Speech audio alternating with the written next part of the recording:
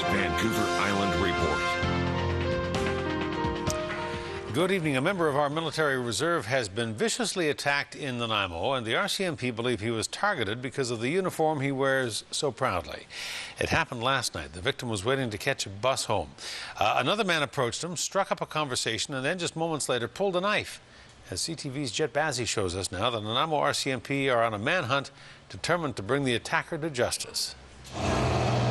Private Chad Shore has walked this route in his military uniform many times, but last night it was different. He was headed home from a meeting with his Army Artillery Reserve when he was attacked. I come here every week. I work and I walk home this way, and I'm walking around here and there's a guy waiting here. He pops out and he says, "So you're in the Army, eh?" And he started asking some questions, like maybe he wanted to join or something.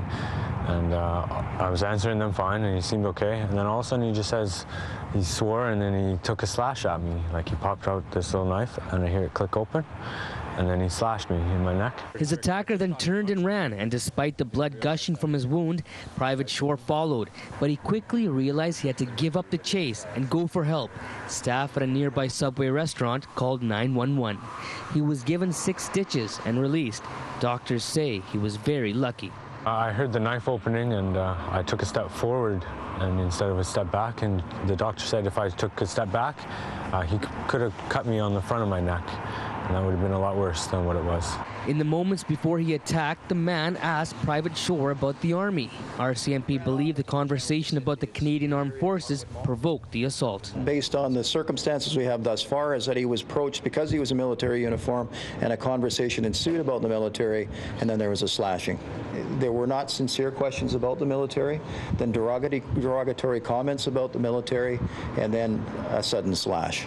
Everything was okay. We were just answering questions. He was asking questions, and I was answering them about the Army. There's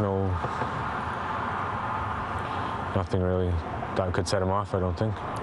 Private Shore says he was just being polite and proud, answering questions about his military role, never expecting to be violently attacked for it.